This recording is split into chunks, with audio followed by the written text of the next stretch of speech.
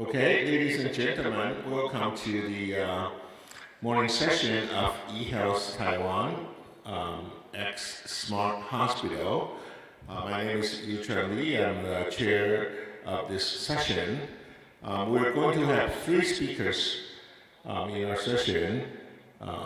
There are Dr. John Halanka, Dr. Teng-Wei Chen, and Dr. Alvin Marcelo. So without further delay, because it's already 11, so I would like to start the program. And if you haven't found a seat, there are plenty of seats that you can find. Okay, so let's welcome, before we welcome the first speaker, John Halanka. He was unable to make the trip, but he already recorded a video of his talk. So actually, many of you already know John Halanka. So Dr. Halanka is an emergency medicine physician, medical informatics expert, and Dwight and Dean Dark's president of the Mayo Clinic platform, which is focused on transforming healthcare by leveraging artificial intelligence, connected health care devices, and a network of partners. Dr. Halanka has been developing and implementing healthcare information strategy and policy for more than 40 years. Previously, he was executive director of the Health Technology Exploration Center for Beth Israel Lehigh Health, chief information officer at Beth Israel Deaconess Medical Center, and international healthcare innovation professor at Harvard Medical School. He's a member of National Academy of Medicine. Let's welcome Dr. John Halanka.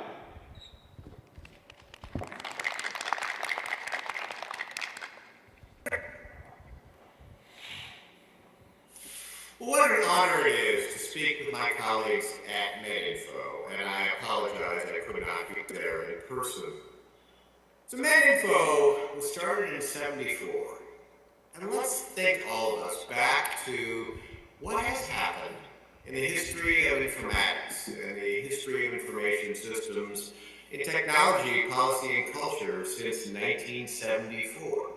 Because today, I want to frame up a few ideas that I hope will bring us to a call to action, that each of us can go back to our home countries and move us forward to that next generation of healthcare that our patients demand and our families need.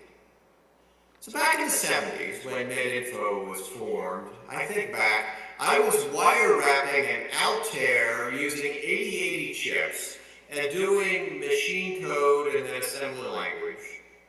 And I remember back in the 70s, I was able to get something that was similar to a Lisp interpreter. And if you remember, there was an online chatbot of sorts for the 1970s called Eliza, made by Joseph Weizenbaum. And it was written in a Lisp variant. So in the 70s, using 2K of RAM, I was working with a chatbot that was providing patient-doctor conversation. Admittedly, that was very scripted. There was truly just the illusion of a conversation. If you said, today I'm concerned about my dog, well, then of course it would come back with, well, tell me more about your dog. But nonetheless, it gave us a foundation, showing that we could use basic hardware and basic software to create a medical interaction. Well, then what happened in the 80s? So we moved on from these very basic hardware and software, almost parlor tricks, to start actually looking at devices. And I remember in the 1980s, I worked a fair amount on gathering telemetry, real-time data acquisition and collection. Computing became slightly more powerful. I remember in the 1980s, I was able to assemble 500 megabytes of storage. And of course, back in the 80s, 500 megabytes of storage, that sounded like Defense Department scale. And I started to have enough computing power that I could start to write rule-based systems. And when we think about rule-based systems, systems, I reflect back on the work of Ted Shortliff and the work at Sumex and some of the work that he did on mycin, so that you could say, well, it's hard to prescribe antibiotics. But if what we can do is take the very best humans, the very best literature, and instantiate a set of rules, when I then present a patient and a puzzle, the rules can fire and say, oh, give this patient penicillin, give this patient a aminoglycoside. And in fact, you represent the expert knowledge in a rules-based system. And that was the 80s. The challenge, of course, of these rule-based systems is that they became very rapidly obsolete. The day you instantiate the rules, those rules certainly could change with new drug discoveries, new resistance patterns, and new knowledge. But then once again, it was a start. 80s were about hardware, more data, more telemetry, rules-based AI. Well, then what happened in the 90s? Yesterday, I hosted my colleague, John Glasser. Some of you may remember John Glasser as the founding CIO of Brigham and Women's Hospital and then Mass General Brigham Partners Healthcare. Then he went on to Siemens Healthineers and then to Cerner. He's 70 now and retired. And we were reflecting on that era of the 1990s where innovative people willing to take risks created electronic health records from scratch. There were no standardized electronic health records, patient portals. There was no provider order entry. In the 1990s, sure, there were commercial systems evolving, but think about the state of Epic and Cerner and Meditech and other systems in the 90s, certainly very embryonic.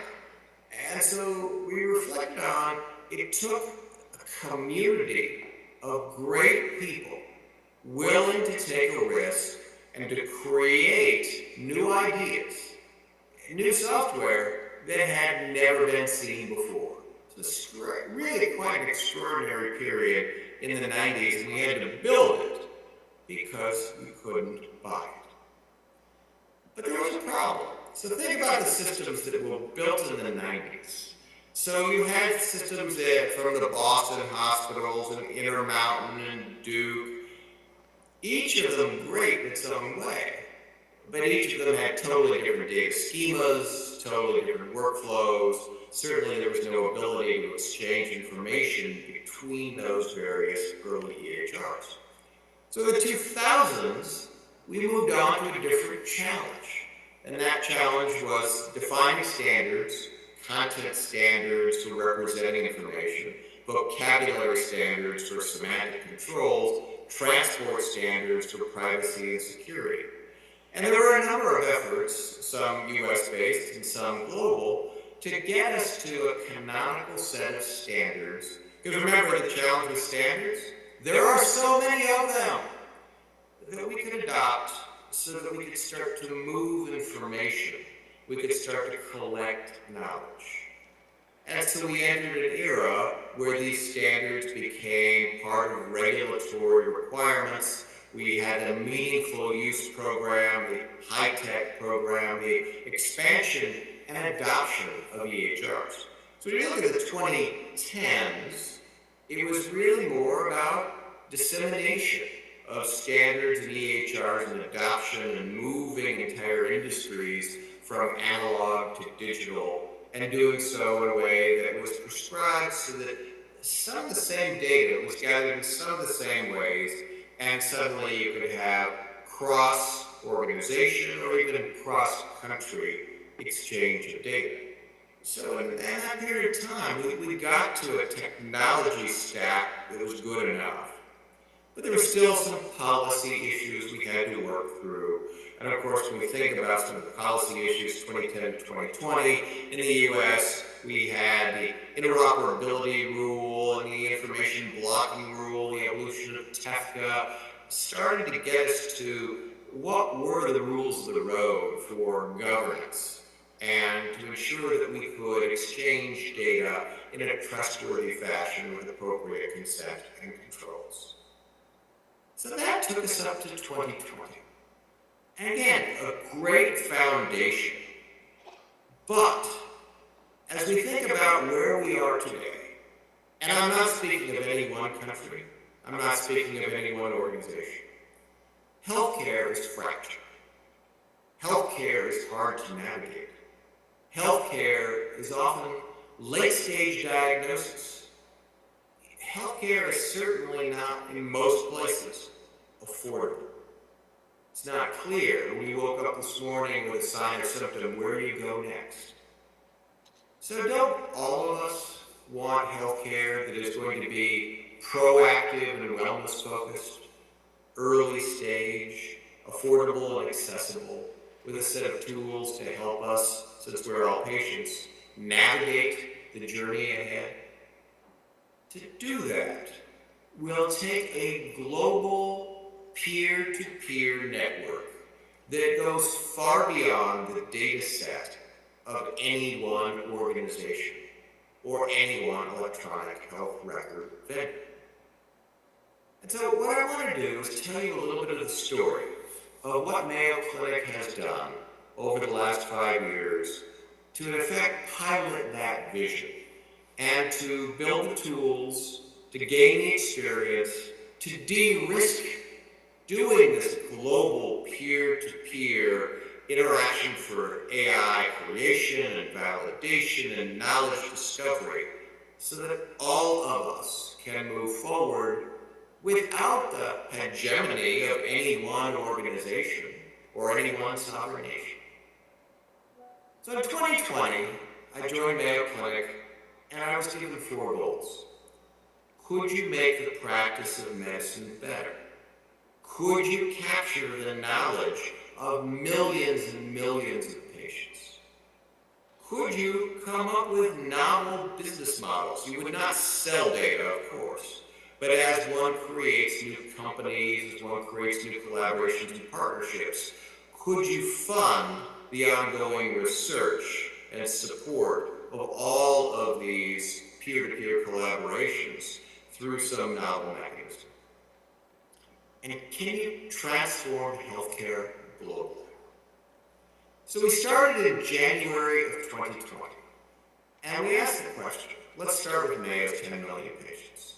Could you de-identify the patients in such a way that not only would it comply with regulatory requirements, HIPAA, GDPR, various privacy laws in Brazil or Israel or Canada, but could you also create a mechanism by which innovators around the world could interact with that data and create novel innovation?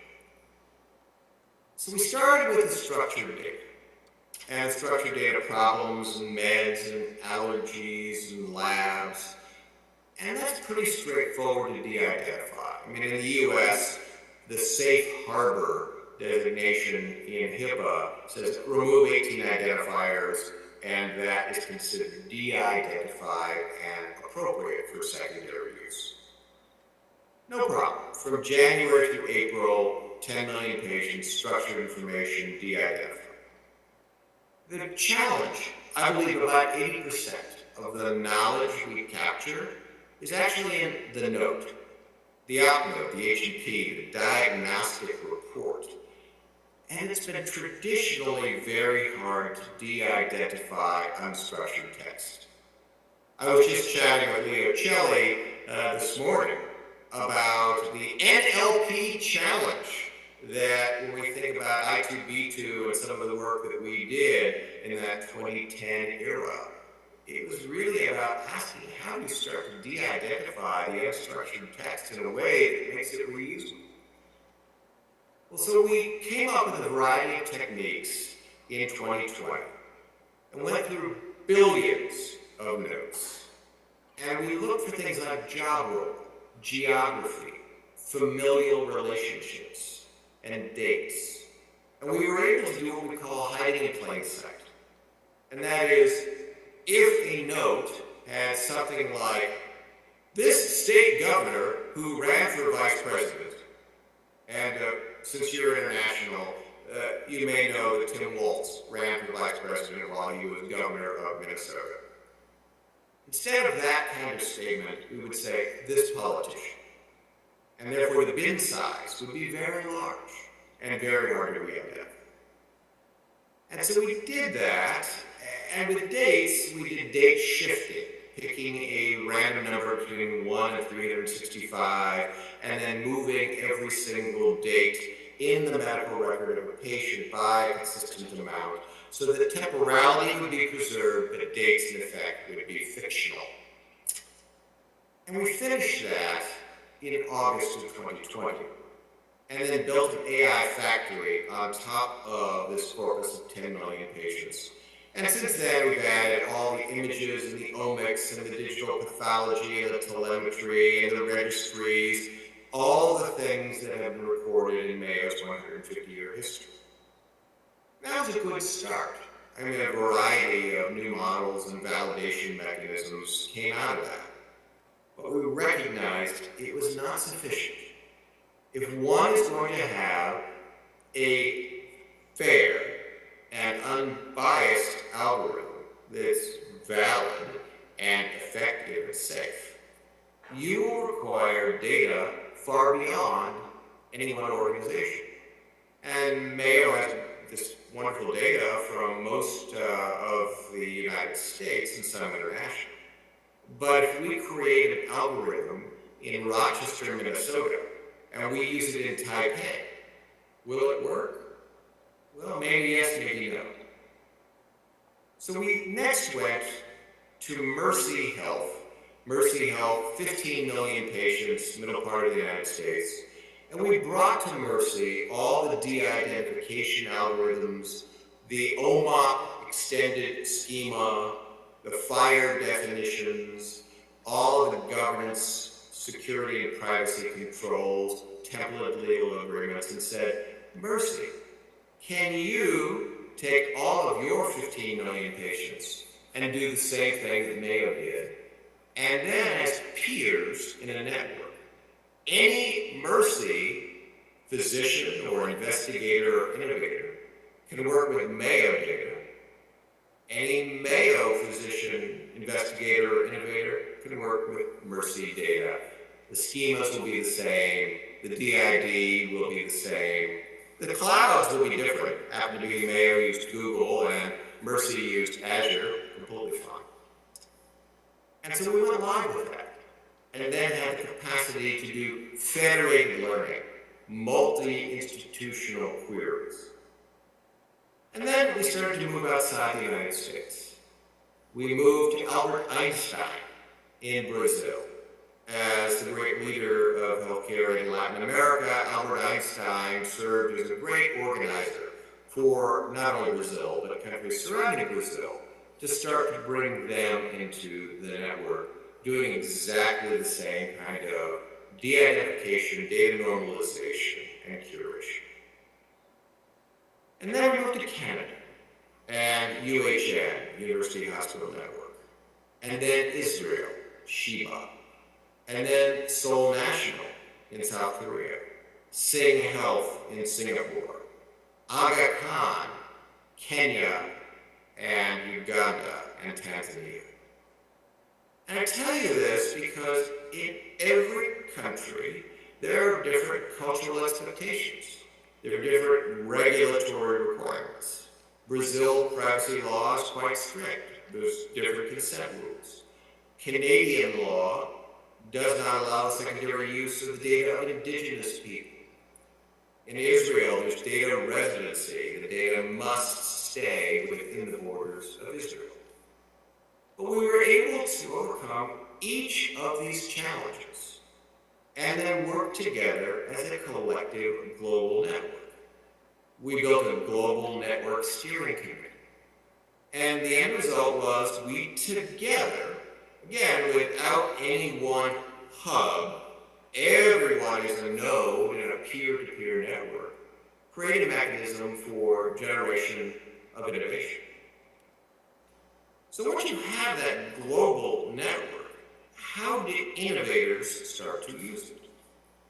Well, we recognized, innovators come in many flavors. Some are 6 people in a garage with great ideas and great engineering talent, but no access to de-identified data or clinical expertise. So Mayo started an accelerator, and other organizations have started accelerators. We have taken now 60 companies through that accelerator. Companies like Open Evidence, some of you may have heard of, or AI or K-Health. These were all collaborators coming through this de-identified global peer-to-peer network for the creation of innovation. And we also found mid-sized and large companies. And they, again, they're not buying data.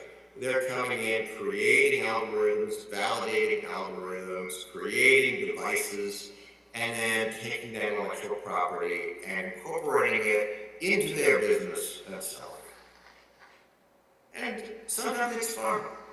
Biopharma wants to look at drug targets, clinical trial cohorts, looking at potential off-label uses of medications, post-market surveillance.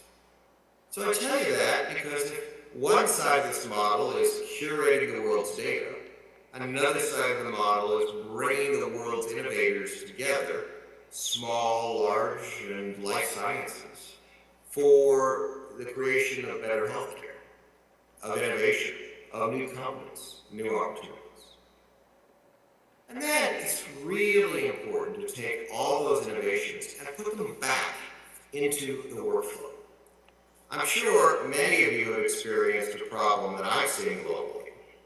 We are great at creating innovation at the bench, and we are not so great at getting that to the bedside, making sure that in a very short amount of time, validated innovation gets to workflow, where it changes the patient experience.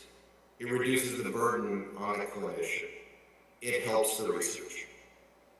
So what we had to do was create a series of software, we'll call them sidecars, using smart on fire approaches that enables us to now deploy any algorithm in any workflow in the context of the patient and the user without significant expense or requiring the permission of the electronic health record vendor.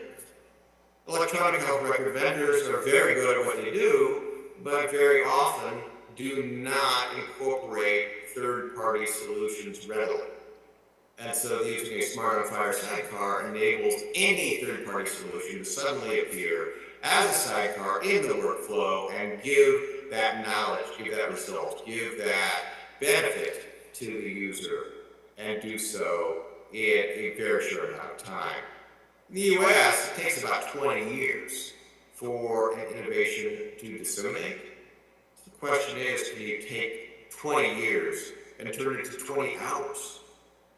The validation and qualification, and of course FDA or CE marks or whatever is needed of an algorithm or innovation can then move very, very rapidly with appropriate governance approval into workflow. Mayo now has 350 predictive algorithms and 8 foundation models, and these are used each day in workflow using this approach.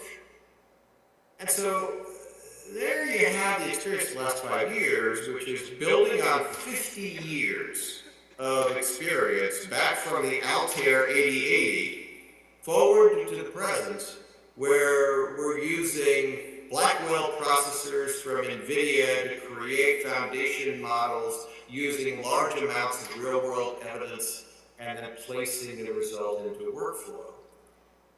Curate the world's data in a peer-to-peer network, leaving the data in the country, in the organization where it was created. Do not hoard data. Do not require a hub. Build a worldwide ecosystem of innovators and deploy those innovations.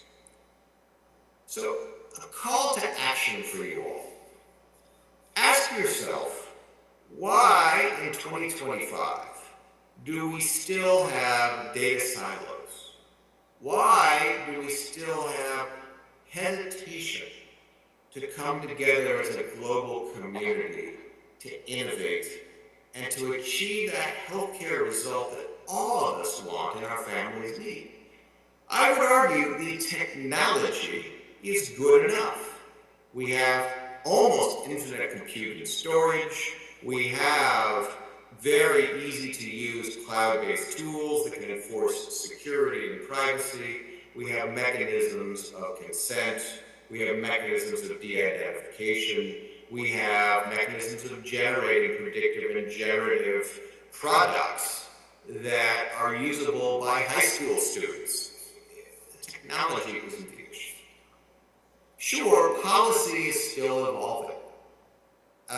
Just a couple of days ago, the Trump administration released America's AI Action Plan, which reflected on the notion of software as a medical device, and some of the regulatory oversight of AI will be simplified, but there still will be a need for trust so that healthcare will be more likely to adopt trustworthy, known, safe AI solutions.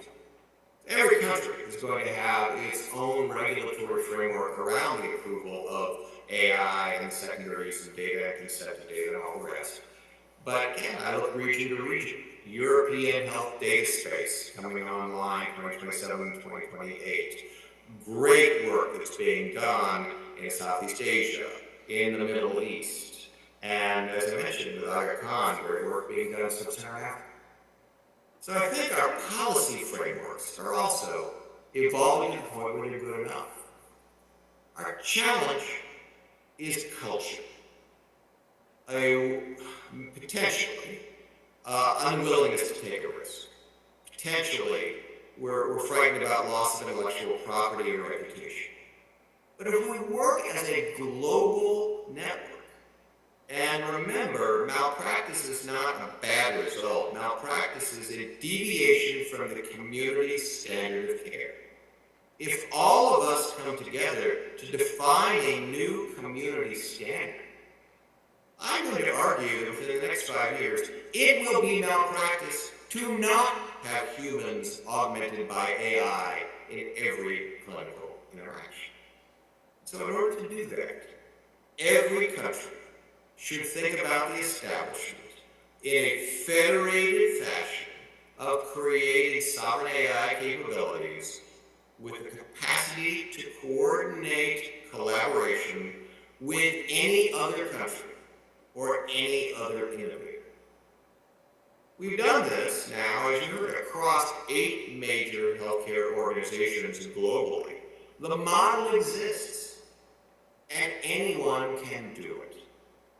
Use those standards I enumerated, OMOP for data schema, FHIR for movement of data across applications, vocabularies like snowman and loink. Pick a cloud hosting environment of your choice. Adopt common governance. And then do this in such a way that you will always have the final say. You decide who uses DID data, what they use it for, and you understand there could be business arrangements. For example, maybe as you co-develop products, there's a royalty stream from the co-development of those products. That's okay. But you can overcome any reluctance, any psychological barrier. We actually have proven now, through the 8 organizations we've worked with, that it is possible to move forward boldly. So as I've traveled the world, and I've been in 21 countries in the last 12 months, I see a readiness to do this. In fact, I see an urgency to do this. In most industrialized countries, the birth rate is less than the replacement. Yet, lifespans are increasing. But healthy lifespans are not. So that means, on average, you'll have good health until your 60s, but you'll live to your 80s, which means you'll need more care from your 60s to your 80s, and there will not be enough caregivers to deliver it. So creating a global peer-to-peer network, creating AI innovation, distributing that AI innovation, and ensuring that every patient, regardless of geography, gets the right care at the right time, in the right place, with the right quality, is an urgency across the entire world. I am confident we can do it. And truly, the only thing in 2025 that is in our way is our own timid reluctance to do it. So my call to action, go back to your country. Ask how you can participate in a global peer-to-peer distributed network for innovation. And I am thrilled to help in any way I can using my 50 years of experience from the Altair 8080 to today. So thanks so much. I hope you have a wonderful conference, and I will see you all in some exotic locale in the world next week. So thank you, Dr. John Lamka. That's a call to action for global AI collaboration. I think that's really an important issue today. And as you can see, Mayo Clinic, as well as several hospitals around the world, they have already pioneered the effort. And in Taiwan, we have this National Health Insurance database, but we also need a lot of collaboration, more collaboration than we had today across the hospitals with the electronic health record. So without further delay, let me introduce to you the second speaker in our session, who is Professor Dr. Tan-Wei Chen. Dr. Chen is the Deputy Superintendent of Tri-Service General Hospital. That's the major military hospital in Taiwan, and associate professor of surgery at National Defense Medical University, Taiwan. A renowned expert in liver transplantation, he leads the hospital's transplant team and has been instrumental in advancing hepatobiliary and minimally invasive surgery. Trained at UCLA's Dumont Transplant Center, Dr. Chen combines clinical excellence in academic leadership and has made significant contributions to Taiwan's surgical and transplant communities. As Deputy Superintendent overseeing medical informatics, Dr. Chen actively promotes AI and digital transformation in healthcare, integrating technology with clinical practice to advance Taiwan's health information systems. He's going to talk to us with the topic From Algorithms to Action, Real-World AI Implementation Across Taiwan's Military Health Care Network. Let's welcome Professor Chen.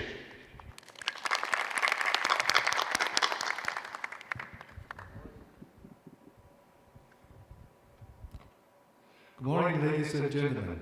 I'm Dr. Tan-Wei Chen, Deputy Superintendent for Information Technology at the Tri-Service General Hospital. It is my great honor to be here in MedInfo 2025 to deliver a speech. The topic of my speech is smart healthcare from the Tri-Service General Hospital's experience. So first, allow me to briefly introduce the military healthcare system of Taiwan and the Tri-Service General Hospital especially.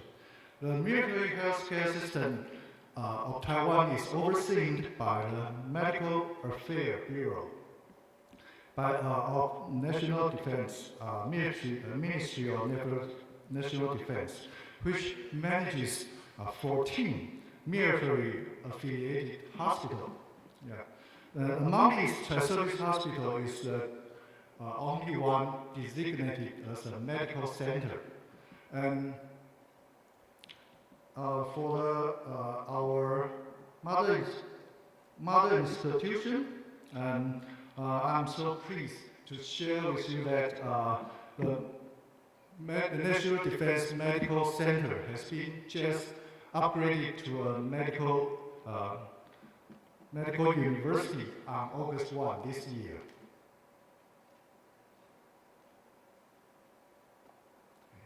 This is a panoramic photo of the Chai Service General Hospital. Currently, the hospital serves approximately 7,000 outpatient visits per day and has a total number of 1,900 beds for the patients and about 4,500 personnel staff. This is a panoramic shot of the National Defense Medical University. So this is my outline. Today I'm going to share 3 topics with you. That first is how we establish the EKG AI integration platform, and the second topic is how we apply the AI-enabled ECG system for reducing in-hospital mortality, and also the third topic is that how we leverage our clinical experience to train the AI to recognize precisely the hypokalemia. It's a very serious clinical condition. First, I want to introduce our AI intelligence platform. So, as you know, the cardiovascular disease is the leading cause of the global deaths, as it accounts for about 71%. According to the WHO's statistics, it ranks the #1 cause of death. So, according to the United States data, I think you can call it the silent killer. Yeah. So the prevalence in the United States, cardiovascular disease has reached a steady increase to 40.5% in the year 2025. And also, you can see there's almost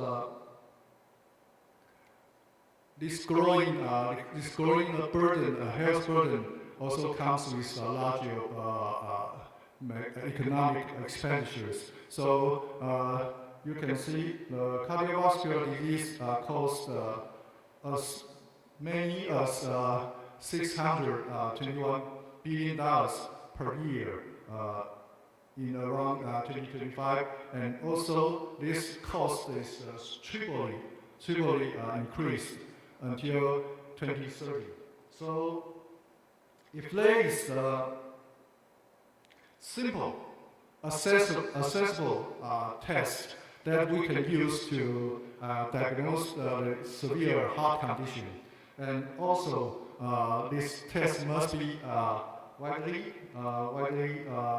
used, quick, convenient, and accurately assess the patient's heart condition.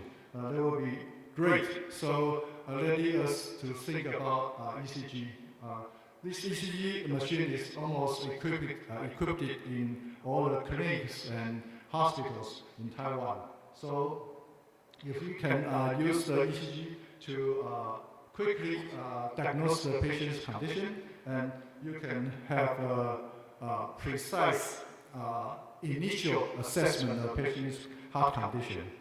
So at the Chai Service General Hospital, we currently apply our AI-enabled ECG intelligence platform in several clinical conditions. So the most common application is that in outpatient setting, when the patient comes to our clinic presented with chest pain, chest tightness, or discomfort, and we can order ECG examination from any department or any sector's division. So when the ECG is performed, we can have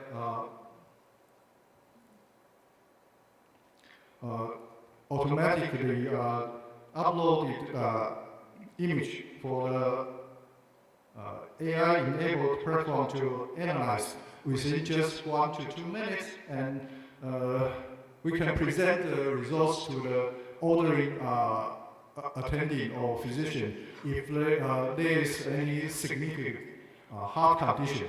So use this kind of ECG smart intelligence platform. We can recognize immediately the patient's condition and give them internal short message service alert and let them to treat the patient's condition immediately. So this is the most common scenario, yes, to application on the outpatient department.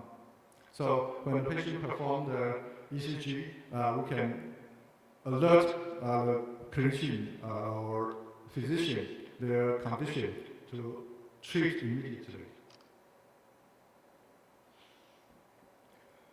Also, we hope that not only the outpatient clinic, but also the inpatient and also possibly the emergency room patient when they arrive at the emergency department. So we have academic collaboration with New Taipei City, New Taipei Fire Department. It's a medical emergency response system. They we use this kind of AI-enabled intelligence platform. We can collaborate with the emergency service. So when there is anyone call 119 in Taiwan, and the fire department medical service will reach to the scene, and the EMT specialist they will perform the EKG when the patient complains chest pain or chest tightness or chest discomfort, and the ECG equipment in the ambulance will automatically transmit the ECG data to the upload in the cloud, and the cloud will real-time analysis the ECG, and so that if there is any serious heart condition or arrhythmia, they will alarm our physician in our emergency department, so that we can prepare in advance to cooperate and immediately treat the patient's condition. So the AI-enabled ECG intelligent platform we developed also has applied in several different conditions. Right now in Taipei City, I think it has been integrated in the emergency medical response system.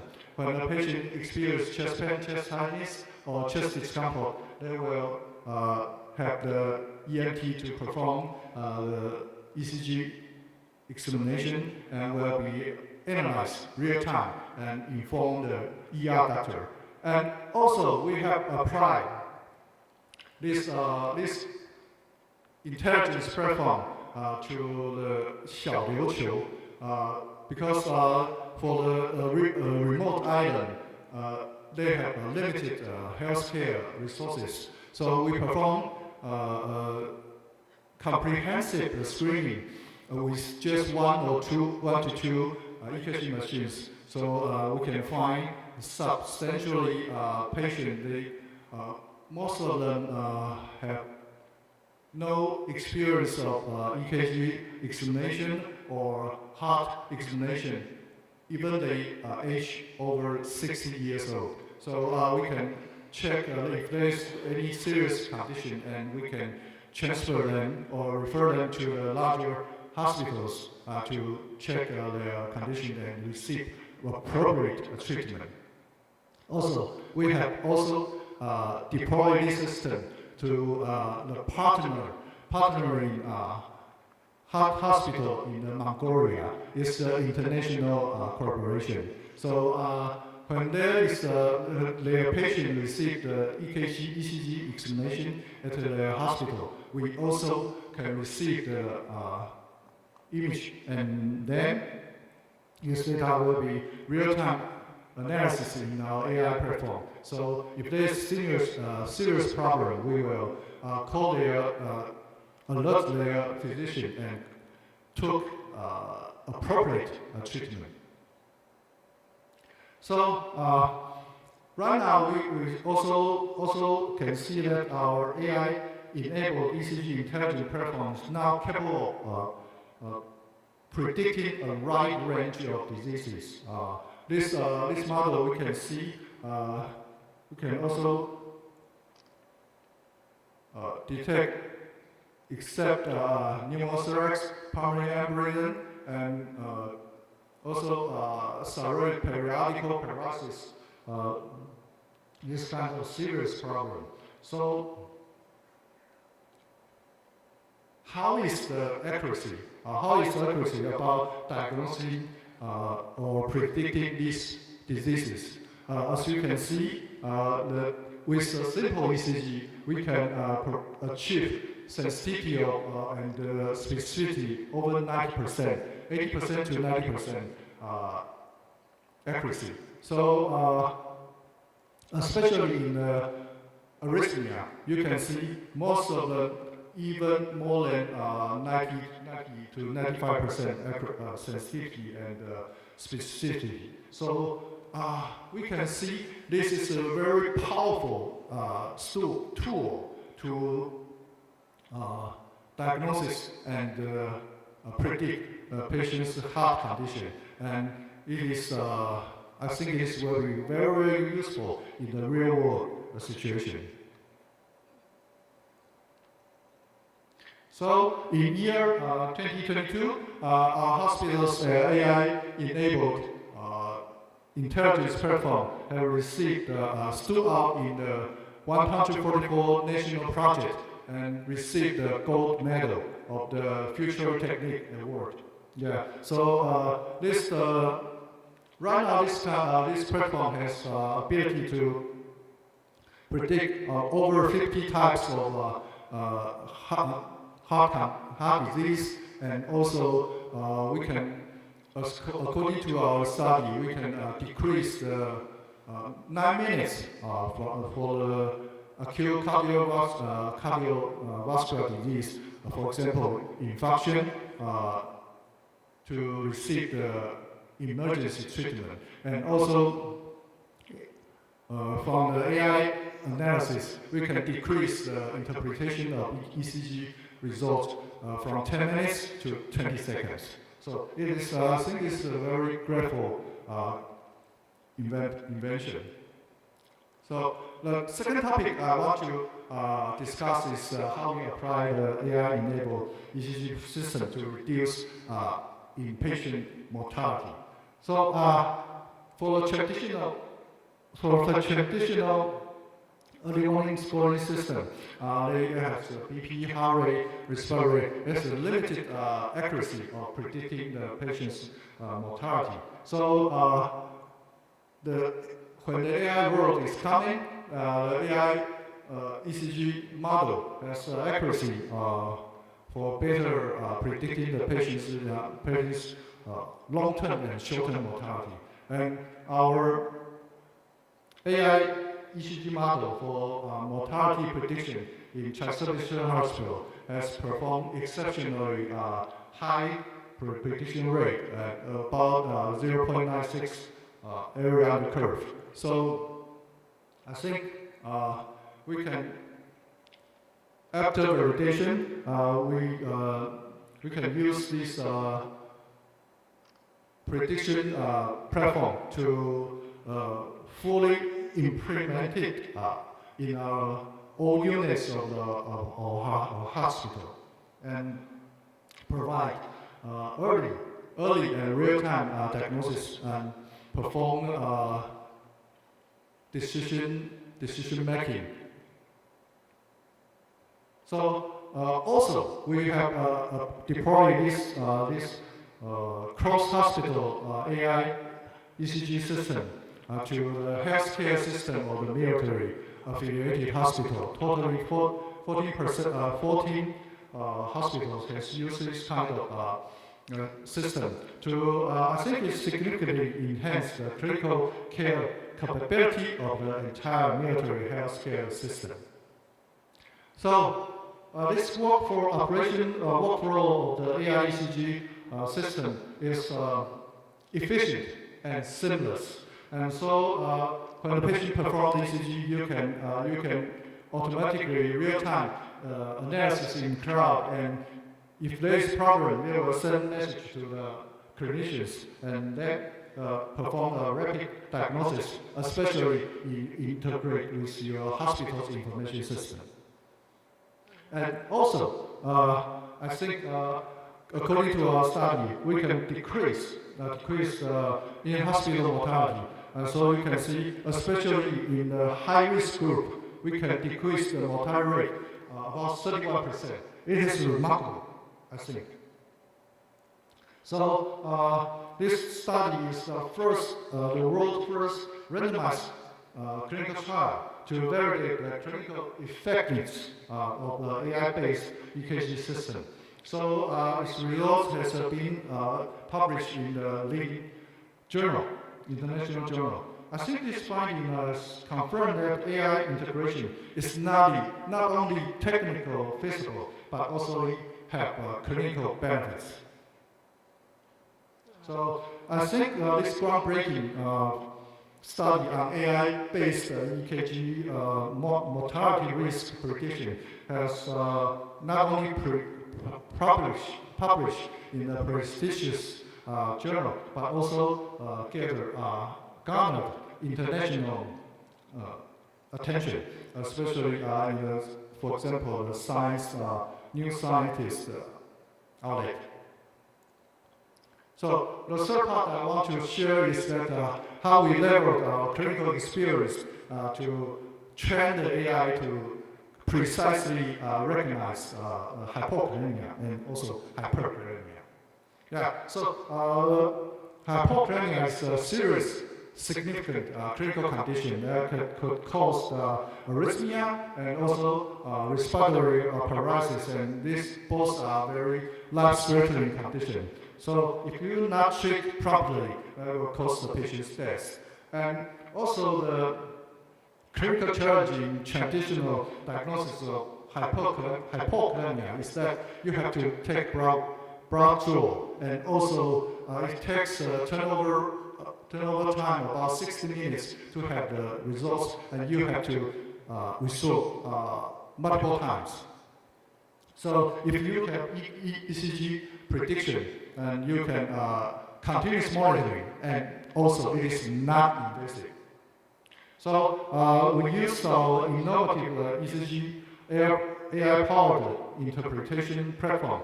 We can rapidly assess the potassium level and also real-time monitoring of the arrhythmia. So with the ECG, we can immediately send abnormal results to the clinicians, and they can take appropriate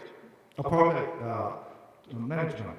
So if you can integrate into the health information system, you can also diagnose the chronic disease, for example, chronic hypokalemia.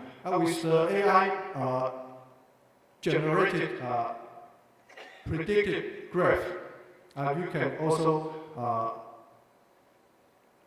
treat in advance if the patient is going to have any problem. So the correlation of our prediction and the actual potassium level has high coefficient. So right now, this paper is also being published in the leading journal of this area.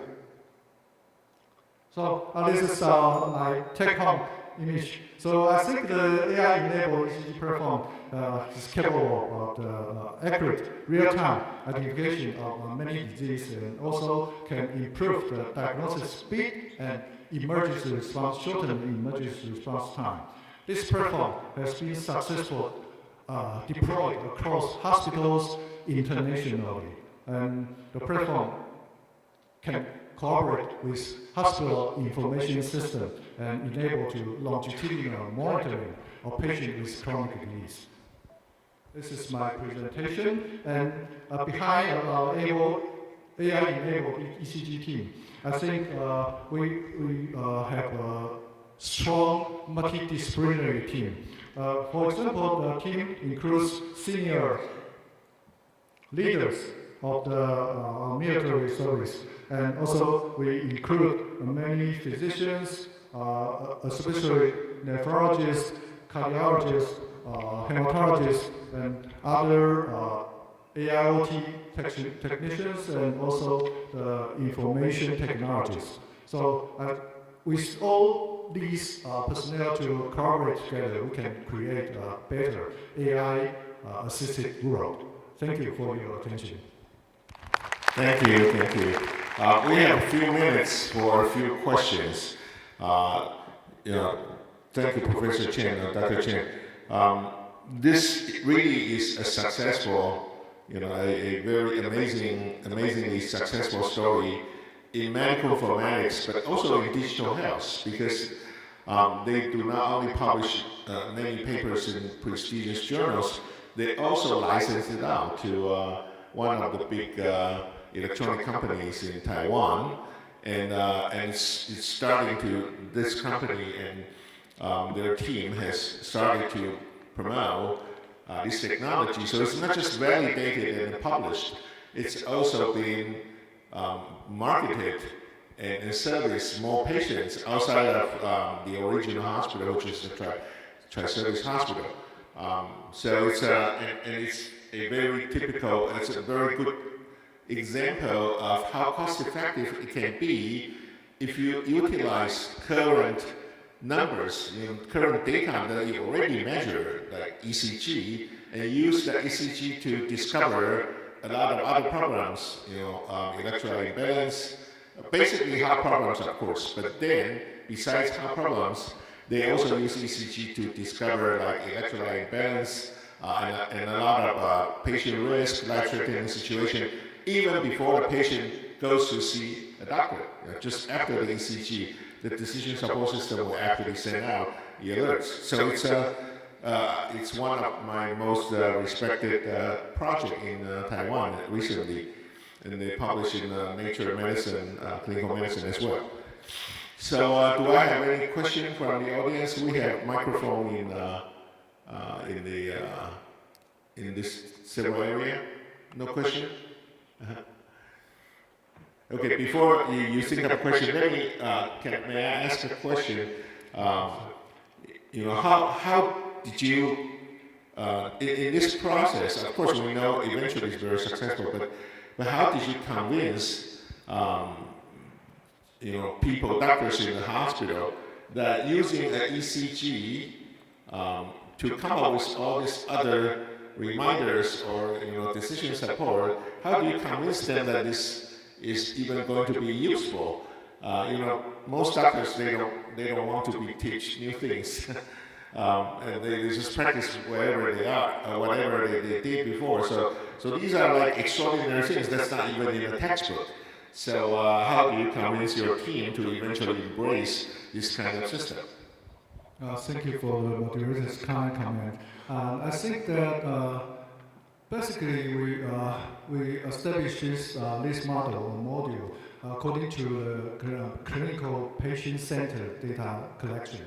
And we also validate this data with the ECG findings and the final diagnosis and with time frame validation. So when the patient has problem, we can check the ECG and also the lab data and also other findings. So this convinces us that all the data we collect is important and correct, and also helpful for the final diagnosis. So we get a very big number of data. So when we publish the data, we announce these results in our hospital and get many responses. And so with all the attend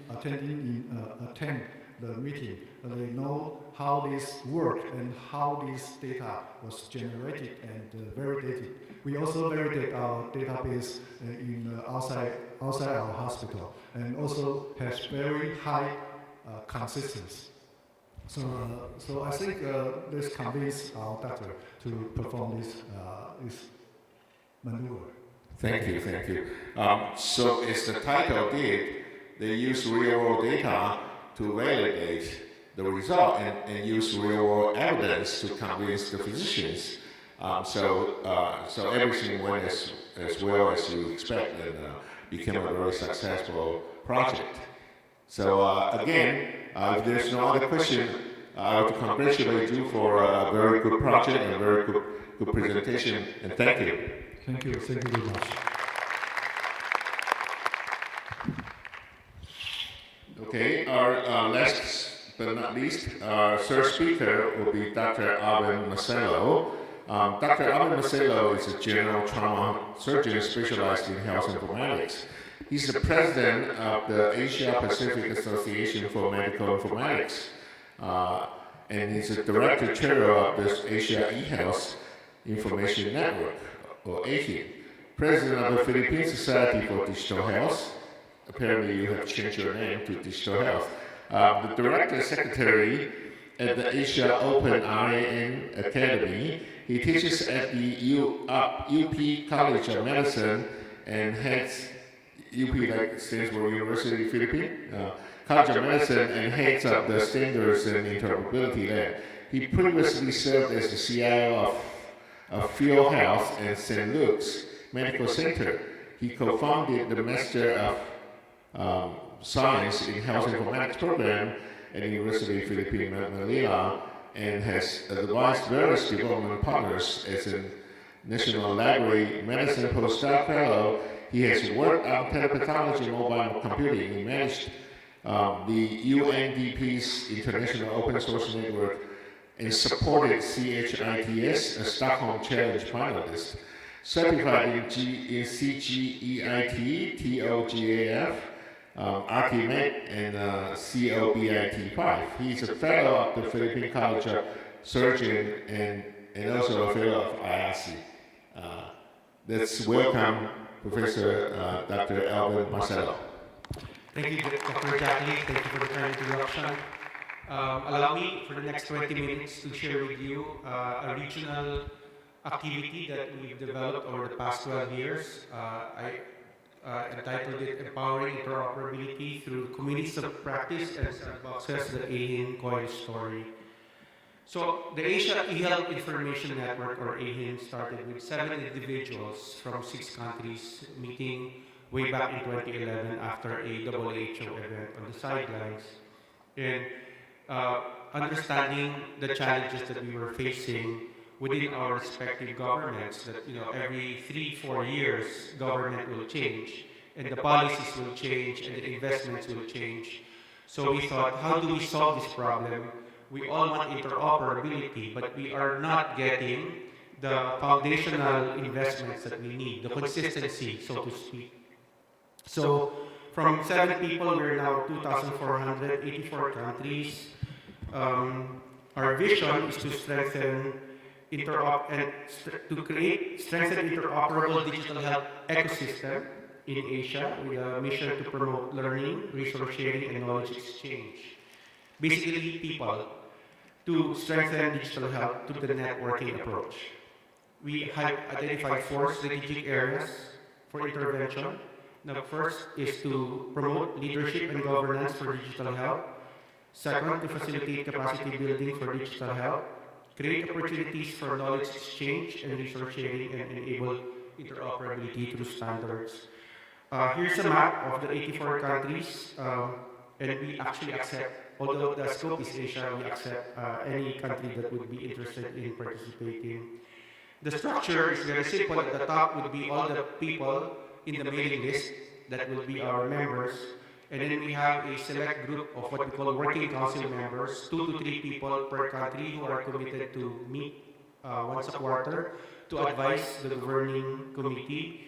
We have a governing committee who carries out the advice of the working council, and we have an executive director to to look at our day-to-day operations. Our working council members are from these countries and they provide advice to the governing committee. The governing committee is chaired by Dr. Bunchai Kitsunayoti from Thailand. Our executive director is Mr. Jai Ganesh from India. I'm the treasurer, Dr. Fazila from Malaysia, and Mr. Anis Fuad from Indonesia are our other directors. We have secretariat in Manila, Thailand, Kuala Lumpur, and Indonesia. This is the very basic premise of the network, that we are facing challenges within our respective countries, but these problems have a pattern shared with other countries. So if we can find a way to get the countries to just share these pain points, these failures, these battle scars, then they would be learning much faster rather than committing the same mistakes again and again. So a network learning approach to hasten country learning. So we do 4 things. We facilitate trainings. We don't conduct the trainings ourselves. We are not experts, but we facilitate by making sure that we have enough funding and there are experts available for training, communities of practice, convergence workshops, and general meetings. So for trainings, we started with a problem identified as lack of interoperability. So we thought, all we need is just to have people knowledgeable with HL7. So way back in 2012, we requested WHO, USAID, and NORAD to train a cohort of 2 people from every country on HL7. And after they finished the HL7 course, it was version 2 back then. I congratulated all of the participants and told them, congratulations, you will become interoperable. And they said, not so fast. This HL7 is just building blocks. We need to know what's the blueprint. What are we building using these building blocks? So we scratched our head and did some research, and we discovered that there's this thing called enterprise architecture. And there's a training program called TOGAF. So we went back to WHO, USAID, ADB, and we asked them, can you train a cohort of people from government so that they can be trained on TOGAF and enterprise architecture? So we did get 60 people trained on TOGAF. 12 of them got certified. And again, we congratulated the participants and told them, congratulations, you now have HL7, you now have blueprint, enterprise architecture, and they said, not so fast. We need to have governance. We need to be given the directions. We need to be given we need to be told what are the benefits expected, what are the risks to avoid, and what are the resources available. So we scratched our head again, and then realized there are training programs for this called COVID. So essentially, we learned the process should be, there should be governance. The governance will empower the architecture practice. The architecture practice will then inform the use of the standard building blocks. We have what we call the AIM Academy, which is the people who have undergone training. Our number 1 trainee is the country of Sri Lanka. We also receive support from development partners to facilitate the capacity building of ministries of health, for example, in the digital health planning national systems. We encourage our members to understand the open health information exchange. There's a certification process for that. So we support and cover the cost of their certification. This is about $30 per person. And we provide free fire training to some of our members. Some of these are developed by the network members themselves, like Thailand. But we also avail of the official HL7 courses, like the HL7 R4 Proficiency Training Program. And then we reimburse our members who pass the certification program. They have to pay for it first and pass the course. But once they pass the course, we reimburse the cost of the certificate to them. Essentially, it's free. You just have to pass the course. And just recently, we had 100 of our members undergo the HL7 Fire Fundamentals training. We also hold webinars once or twice a week. And we continue our collaboration with our partners. We recommend the Global Digital Health Monitor to our country members. Make sure that they have a standard monitoring system to see where they are and to monitor their progress. And we partner with Transform Health to to disseminate the importance of health data governance. We conduct workshops in Malaysia, Philippines, and Sri Lanka. With support from Fondation Pierre Fabre, we are able to send 2 people to the to Mahidol University in Thailand to undergo Master of Science and PhD scholarships. From GIZ, we are the Asia Community of Practice for Open EMIS, or Insurance Management Information System. We saw that Open EMIS was a good training platform to inculcate concepts of health informatics and how they relate to health financing and service delivery.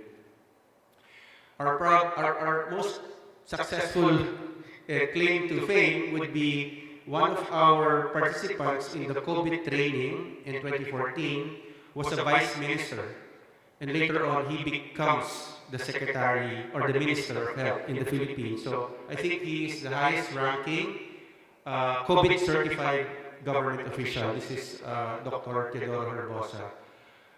Interestingly, a lot of people in this COVID training proceeded to become chief information officers of their respective agencies. The 2 became CIO of hospitals. Pak Siswandi became a CIO of a company, and Ms. Jovi Aragona became the CIO of the Philippine Health Insurance Corporation. The second things we do is community of practice. After the training, we don't leave them alone. We make sure that they're part of the community, helping each other, informing each other of what's happening. After you learn TOGAF, what did you do?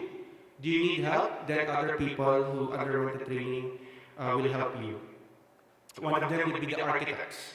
So after you finish the architecture, we make them part of the AHIN Regional Enterprise Architecture Council for Health. They talk about what reusable artifacts are out there, and this is how we came up with OpenHIE as our shareable interoperability framework. And then I will have more slides later on for people who underwent HL7 training, for them to form the community of interoperability labs. Then we have the alumni of the Digital Health Planning National Systems, more on the leadership and governance and open EMIS. We have schools learning how to teach health informatics and health financing together by giving them an open source platform like Open EMIS. Essentially, we have distilled the lessons into what we call the AIM Mind the Gaps and Fill the Gaps framework. Essentially, understanding that to get interoperability, we need gaps. G, we need governance. The governance exacting from the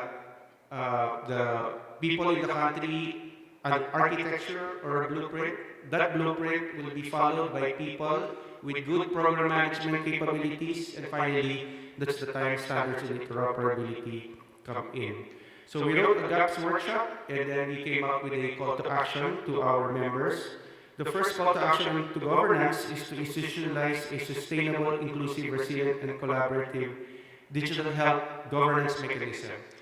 Many countries don't know that governance is actually important, so they think standards will happen and interoperability will happen without leadership. It's impossible. We need leadership and governance to enable the environment for interoperability. So we encourage our countries to create multi-sector governance bodies and to designate a chief information officer to oversee this governance. Second, we recommend that they develop a simple and easy to understand digital health blueprint aligned with the national health strategies, policies, priorities, and needs. And this blueprint needs to be costed. There must be a budget to support this blueprint, because that budget will go to people for good program management, and these people understanding where am I in this blueprint, what budget do I have, and I have the capability to execute and build that part of the blueprint that is assigned to me. Of course, people are always in the picture, and finally standards come in. We encourage our members to establish the technical working groups or committees to talk about what health data standards they need in their country, adopt proven standardized health data, minimum health data sets, and create interoperability fund to make sure that they have sandboxes like what I'm going to talk about in the next few slides. So the call to action you can download, it's on our website. And the third thing we do are convergence. So once countries get the appetite to start their GAPS journey, we encourage them to undergo convergence. Basically, this is the Ministry of Health calling people to the meeting and telling the audience, public and private, this is what we want to happen and we need your help. We lead, but you have to help us with our leadership. So these convergence workshops we've conducted in several countries very quickly: Myanmar, Bhutan, Vietnam, Timor-Leste, Nepal, Bhutan again, they have 2 times already, Bhutan, and Lao PDR. Recently, we conducted one in Colombo and then followed by another in Jakarta. And all of these methodologies, we've gotten support from ADB and UNICEF, and we've published them into what we call the Digital Health Convergence Meeting Toolkit. It's downloadable from our website, and it was recently updated, and we conducted another convergence in the Philippines and Mongolia in 2024. So essentially, a convergence is the Ministry of Health asking help from public and private sector, sharing the blueprint and asking people, can you volunteer and take parts of the blueprint? We also do general meetings. We ask ministries of health to co-host a general meeting, and our last one was in Jakarta. The Ministry of Health Indonesia hosted us. We had more than 500 participants. It's important to have meetings because this is where people get to learn about what are the shared pain points from other countries and what are the technologies that actually work. Okay. And also an opportunity for the Ministry of Health Indonesia and the National Health Insurance Agency of Indonesia to come together and agree to interoperate publicly. These are very important pronouncements that are good to hear when you have these meetings. We have site visits, and to strengthen this symbiosis, we asked countries way back in 2018 in our general meeting who wants to set up an interoperability lab, and 6 countries raised their hands. Today we have 11 countries going 12. How did these interoperability labs come out? Because the interoperability problem was persistent. We said we probably just need to form people in each country knowledgeable about standardization, HL7 fires, SNOMED, ICD-10, interoperability, and then these people will then be the go-to persons in their countries. So we have knowledge sharing on people and program management, standards interoperability. We meet, so there was a COIL meeting yesterday. We continue to support each other by sharing artifacts and training programs like the fire training and official HL7 certification. So let me go very quickly to show you where these labs are. So I run the lab in the Philippines called CILAB. We are about 10 people in the lab, and we get trained, and then we train our people. So basically that's the pattern. You get certification, and then from that certification, you then cascade that to your country. In Thailand, it's in Mahidol University and Siriraj Hospital, led by Dr. Prapat Suryapol. The lab in Indonesia is inside the Ministry of Health under the Digital Transformation Office, and from there they launched their Satu Sehat platform, and they've been leveraging IPS for their Hajj pilgrims since last year in collaboration with the Kingdom of Saudi Arabia.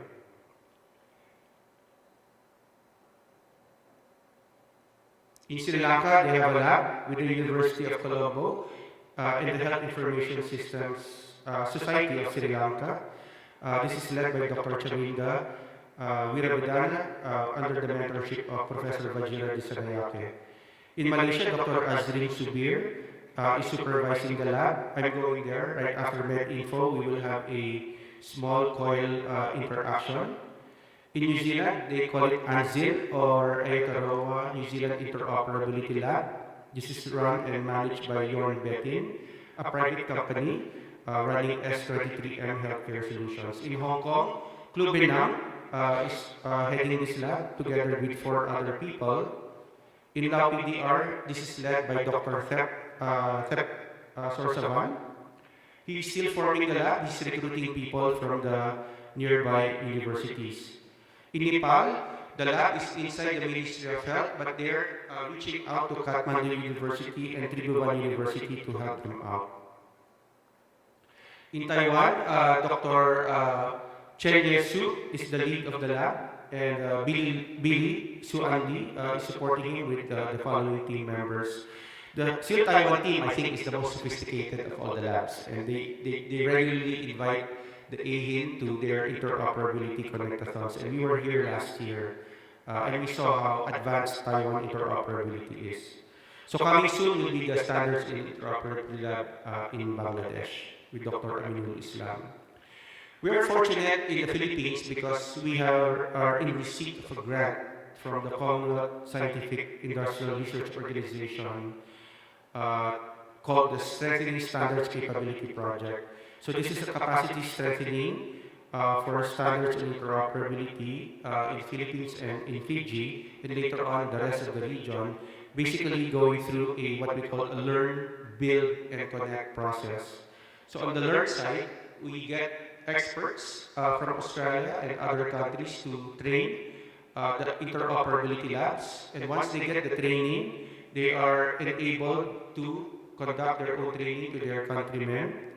But they need a laboratory to build the APIs and to consume the interfaces. So we have a laboratory called Fire Lab where they can do hands-on and interact with a terminology server and with a Happy Fire server.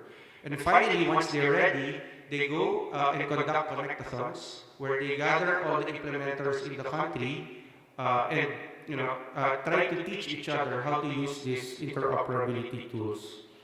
So Fire Lab is in the cloud. We don't have any real-world data there, but we have the tools. Happy Fire is in the middle. We have a terminology server, auto server, and we have development licenses for Smile, Pathling. We have DHIS2, BAMNI, OpenMRS, 8box, Google Open Health Stack, and Tamano. And if you're interested in joining and using the lab, it's already available at firelab.net. You can use it now. If you want any of the tools included in the lab, please approach me after my talk. We use FireLab in our connectathons. We make sure that all of our participants in the training program under the Learn framework are able to get together, get to know each other, and learn from each other's experiences. And this is our eventual vision, that in each region, in Asia, in the Pacific Island countries, in South America, in Africa, they would have a community of interoperability labs, and in each country, in those regions, they would have their country interoperability labs, but all using the same building blocks, sharing the same interoperability framework and architecture. And because of that, it's like you have Lego blocks all over the world, but because they're building from the same building blocks, the potential for interoperability is already there, and hopefully the future of a global community of interoperability labs. And what we realized in AHIN, because we started with HL7, which is technology, the key to interoperability is not technology, it's the community. It's the ability of people wanting to be interoperable to agree on what they need to do to be interoperable with each other. The technology is already there, but we need to bring the people together to build trust, to understand what they're trying to do, and to make sure that they see eye to eye and know who they're exchanging data with. So with that, thank you. Good morning, everyone.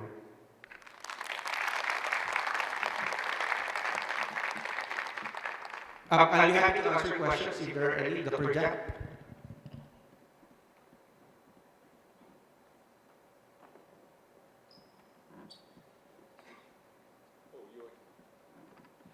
You're actually a little early. Okay, so it's quite incredible that Arvin has been achieved in the past 20, 30 years. He has been able to network through a very large network of countries, especially in South Asia. And Taiwan is part of this network, so we're happy to see the flourish of this network, and then we really benefit from participating in this association and network. So, any question from the audience for our speaker? So if you want to connect with your lab in your country, please just approach me after the talk and I'll introduce you to the lab leader. Okay, and he's easy to recognize because you can see him from far away. He's shining. Sorry, just kidding. Yeah. So may I ask a question? Sure. Okay. So in your career, you've been to the U.S. and you also work in the region a lot. What is what's the major difficulties of getting everybody on board? Every country has their own priority, their different stage of development, their hospital healthcare system are different, so how do you, what do you find is the most difficult to overcome? What is the major barriers, and how do you actually successfully overcome those barriers? Thank you. So, over the years, we realized that there are innovative communities in every country, but they don't sense the leadership coming from government. And this is also exactly what came out from the EMEA panel yesterday, that governments need to step up and lead. They need to provide the vision, they need to provide the strategy, and I think the communities of practice are most willing to help. But without government providing that leadership, the vision, the strategy, then even if the innovations are happening in the facilities, the chances of these innovations actually becoming interoperable is almost nil. So the leadership, the Minister of Health, the Chief Information Officer of the Ministry of Health, if he exists, if she exists, should be visible, should be clear in their signal that we will create interoperable systems even as you operate within your respective walls in your facilities. And this is the interoperability framework that we're going to use. We will use SNOMED, we will use HL7 Fire, R4, we will have connect-a-thons. This is our country core profile. No one is perfect, so make sure that if you find something wrong, there is this group, tell them what's the problem, and they will try to fix it for the community. So I think, and Dr. Jack, thank you for asking that question, because yesterday, Professor Hovenga basically said, it's time for EMEA to send that signal to the governments that, the community of medical informatics professionals are requesting governments to step up and give us the vision, the strategy, and the framework. And we have the people who can follow and collaborate and communicate with each other as long as there's, the government is actually on top of it. Now, the problem is there are elections every 4 to 5 years. So once you have somebody there who believes you, they won't be there probably after 5 years. And so here's where the communities of practice come to play. Once the communities of practice are recognized by this government, they should establish a brand of collaboration, because once this minister retires and is replaced by another one, this brand should persist. And therefore, the new minister cannot actually avoid except work with the community of practice. So I'm calling upon everyone, let's build that community of practice in our respective countries. Please join that community of practice, support each other, make sure that your minister knows that you exist, that you have a lab, you're doing connect-a-thons, you're using the same tools. Because once they see that there's actually a practice, a community, and the scale, the numbers are already there, any new minister will be crazy not to continue the work that's already there. I mean, this is civil society in action. Thank you very much for the very good advice. I think that's a great idea. Actually, maybe it's time, it really is time for EMEA to draft a letter to all the country members, to their health ministers, and tell them give them a heads up that this is really important. Since healthcare in most countries are heavily involved by the government and heavily regulated, it's not just a free market. It's also government intervened, government regulated. So it's important that. Fortunately or unfortunately, it's important for us to get familiar with the politicians, especially health ministers. But Professor Jack, our minister, who is COVID certified, is also the president of the World Health Assembly. So I think it's timely to give that letter to the World Health Assembly president, and then that can get disseminated through the WHO process. Yes, that would greatly help. But EMEA is an informatics association. I think we could also do from our side. And with that data, each of the local association could use that to approach their own government. So in our example, we've been very friendly with the Department of Health since the longest time. And they also consult us from time to time. But I think it's important that we do participate and we let them know that this is important. That's why now fire is a national strategy in Taiwan. So you like it or not, you have to use fire. And also the three big standards, fire and law and snowman. We are also a member of snowman now. So it's important to get your country's administrators to be in line with this development. So I think that's a very good advice. Thank you. Thank you. Is there any other question for Arvin? If not, let's again thank our third speaker, Arvin Marcelo, for his very interesting speech. With that, we will conclude this session, and wish you all have a good time. And have a good lunch. Thank you. And I would like to invite the speakers to. We have a gift for a speaker, right? Okay.